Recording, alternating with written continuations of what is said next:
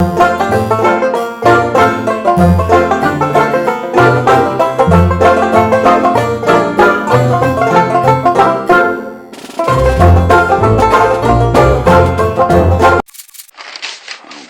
grief. Why do they never go in for me? Hi everybody, back again with a video, and I'm going to show you records that I've purchased recently. What a novelty. So yeah, since the lockdown's been on, I have taken to browsing through eBay and doing virtual crate digging. So the way I've been doing it is I set myself a limit on the top end of how much I'm willing to spend on a record. It might only be £3 or £4, less than that if possible. That's not including postage. And what I do is I just stick those search options into eBay and see what comes up, and I just go through sort of 24 hours worth of what's coming up, what's ending in the next 24 hours, and then maybe seeing what I can pick up.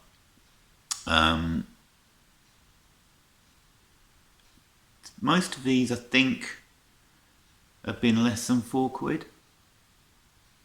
I think. But the first one was more than £4 because I actually bought it from Amazon. I've been watching this for ages, wanting to get a copy of this album.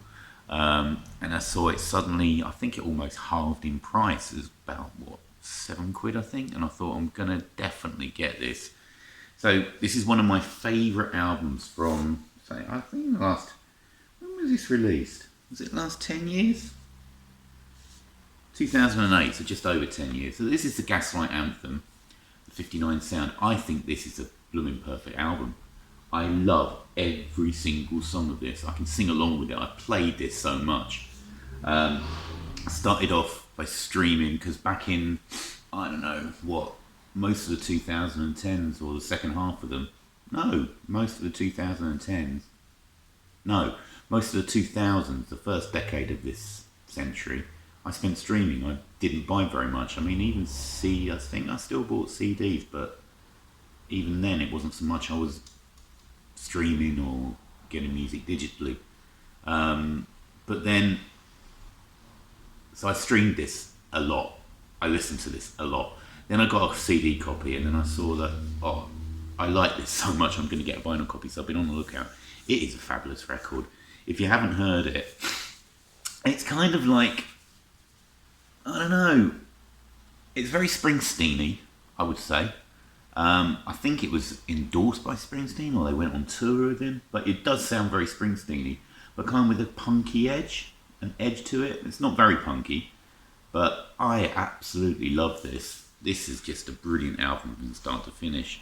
Just got a black vinyl, fairly bog standard label on there. Yeah, I can listen to this all day, to be honest. It's absolutely fantastic. Did get an insert, I think. I've got something here. What did I get? Oh, there it is.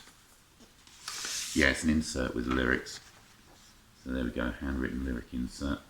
Yeah, I don't buy brand new albums very much. So it's quite special when I actually do. And this is one of those. Absolutely love it. What are my favourite tracks on here? Old White Lincoln is brilliant. Love it. Miles Davis and the Cool. Meet Me by the River's Edge.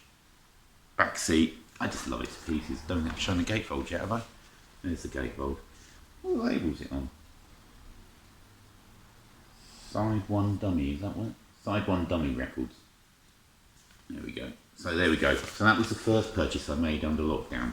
Now 10 weeks ago. Where has the time gone? Right. So, yeah, so I've already explained what I do on eBay. Because you can go on eBay and just buy what you want, but I don't find any fun in that. That's why I like crate digging. Because you buy what you find. And I just find that more exciting. For me, part of record collecting is hunting out the records. I can't help it. It's part of it. I love the search almost as much as I love actually listening to the things. And that's why this has been so... I'm so missing crate digging. I don't see when it's going to come back, but I'm so missing it. So, yeah, so I've been, as I said, I've been doing virtual crate digging as best I can, and I came up with these. I think most of these did cost below £4. I might have spent a little bit more on some of them, but I've also, what I tend to do is if I find a record from one person that I want, I have a look to see if they've got anything else, and they offer combined postage, and so I end up getting more, but you get, it's better rate per each because you're sharing postage and all that. Anyway, first one I got. So I got Peter Green's Little Dreamer. So I think, why did I get, I think I might have stumbled on this on a blog or something right at the start of lockdown, because I think I was looking for stuff to listen to. And I saw Peter Green. Now, Peter Green, for those who don't know, is the original guitarist. Was he the original? I think he was, wasn't he? The original guitarist for Fleetwood Mac back in the late 60s. And then he went basically off his chump after doing loads of acid, breakdowns left, right and centre. And it took him ages to come back to any semblance of being able to play again. So this was his second album after he came back on PVK Records. I think this was released in 1980. So this is actually quite a lovely album. The cover just completely sums up the peaceful feeling that you get off this record. It is an absolutely gorgeous record. Kind of lightly funky. There's little bits of reggae. Sounds a bit Eric Claptonish in places, but he gets away with it. I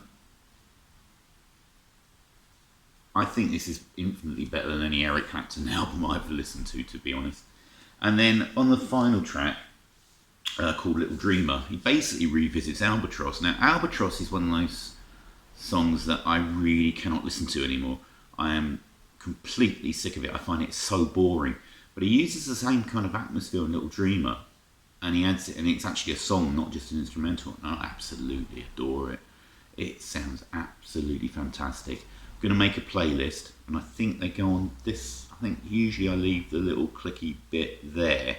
I'll try and remember to put it in the description as well, but usually there's a little clicky bit sort of about there.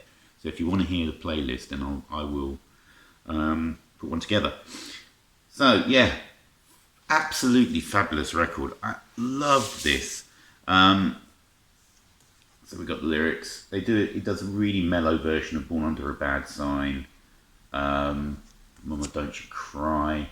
Yeah, as I said, but the best track probably is "Little Dreamer." But it's just a joy from start to finish, to be honest. I really should get some Fleetwood Mac with Peter Green. I think I've only got a CD best of, I think. But yeah, that's lovely. Another guitarist who went solo, and I'm slowly getting some of his records. I've got some CDs, got some records, but I've been after this one for a while, and I saw this, I don't know, it was probably about £3, and I wanted this, so I got it. So this is Steve Hillage's Motivation Radio, of course, originally guitarist for Gong. I absolutely love this. It's a bit bonkers, to be honest. It's all about alien life and all that kind of stuff, and reaching out across the Great Divide. But I think this is a great album. I really enjoy listening to this. I love his guitar playing, and I really like his voice. I think he's a really underrated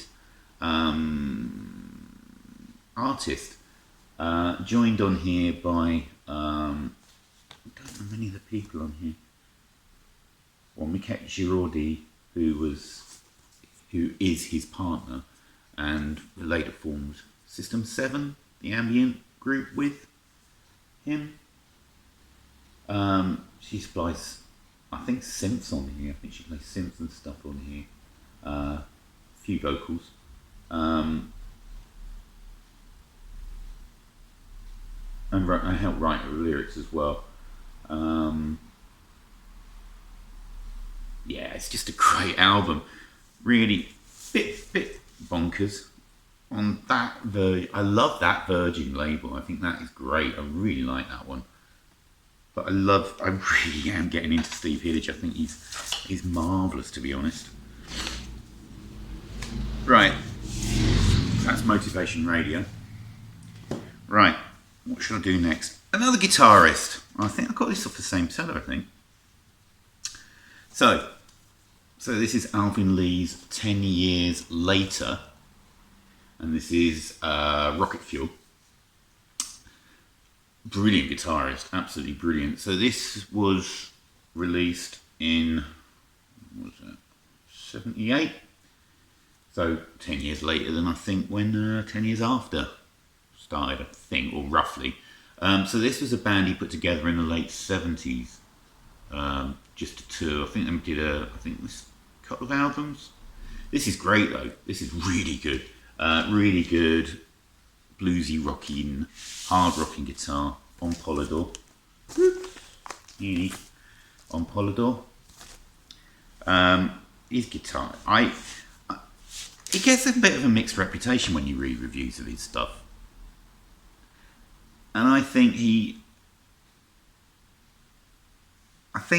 I read Melody Maker and stuff when I was younger, and they completely lambasted any kind of sort of the 70s, even all the way up to like the late 80s and the 90s. They completely lambasted anybody who they thought of frat wankery or anything like that. But I really enjoyed this album. I think he's a bloody marvellous guitarist. Absolutely bloody marvellous. And I think this is a really solid album. Really solid. Really liked it. So this was good. So that's a trio of guitarists, solo artists. So I loved all of those. Right. Yeah, I think these came from the same. I'm not sure. I can't ever remember if I know I got a load from one. A lot of these came from one. Right, this one. So this is Widowmaker. This is a band that was put together by Ariel Bender from Motley Hoople. Pretty hard rocking, and it's pretty damn good. This is a great album, Widowmaker. Bit of a rubbish cover actually. It's got the band on there, but it's a bit rubbish. Released on Jet. Really impressed by this. There's some really good hard rocking 70s hard rocking stuff. I think it was released in 76, right when punk was breaking. And let's get the label the right way around. There's a label. Of course, you've all seen it on ELO Records. Yeah, really worth checking out. I absolutely love this. I think I checked this out online before I bought it, and I heard one track, I thought, right, I want that. So, I don't know, can't remember how much it cost, but yeah, it's well worth getting. That's a really good record. Splendid stuff. So that's Widowmaker. So, I believe in the 70s, picked this up as well. Got a bit of a seam split on the top, but it's in good shape other than that. So this is Undertones, Positive Touch. This was their third album. It's got some absolutely fantastic songs on here. When Saturday Comes, which was taken as the name of a semi-famous football fanzine. Maybe gone online now. Julie Ocean, which is gorgeous.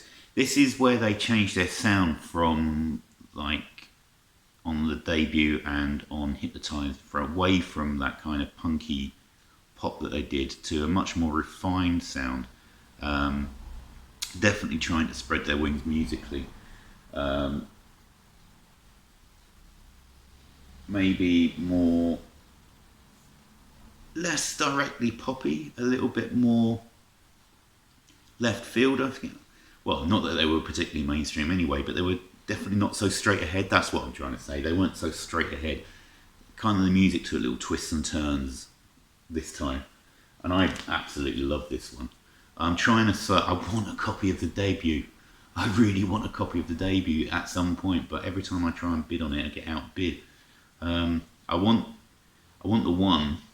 the reissue, the 1979 reissue. I know which version I want, just because of the version of True Confessions on it, the one that I grew up with when I first heard the album. So I want the actual second issue of it. But anyway, maybe soon. But for now, this will do fine. This is a marvellous record. There's the band. Yeah, definitely expanding musically on this one. Definitely. So, and then finally in this batch, an out-and-out pop album from the late 80s. Superb condition. I think I was the first person to actually play this. This was brand new when I got it. This was £1 plus postage. So this is Scritti Politti, their 4th album? I think it's their 4th. I love Scritti. Now this got a bit slated being a bit lightweight at the time, but I think that kind of misses the point, really. They're all about, I think at this point, Scritti were more about style over substance. Now, I love music like that at times. I can definitely listen to it. I'm not that bothered if it doesn't go deeper. If it sounds marvellous, which this record does, and it does sound marvellous, then I'm quite happy for it to have as little substance as anything. But this is great. Absolutely love it. Maybe this was a direct, I don't know, maybe this is where Green was going. He went from Green, Scritti Politti were originally like a heavily socialist, Marxist even, punk collective. And then slowly, they became more and more ultra pop. And I've loved each and every one of them. I don't have any of their really early stuff. I think that was all reissued fairly recently. I've heard it. I think it's great. But I've liked everything he's done. I think he's just such an athlete with his music and just everything else. So, yeah, so this has got Oh Patty on it. Boom, There She Was. There's bits and guests on here. Yeah, it's Green. Anyway, fabulous record to round off with. Love that. Oh, didn't show the label. Should I show the label? Should I do that? Oh, it was such a special one. It's just that horrible Grey Virgin one that I've seen before. One of the worst labels I've ever seen. So bland. But there we go. You saw it.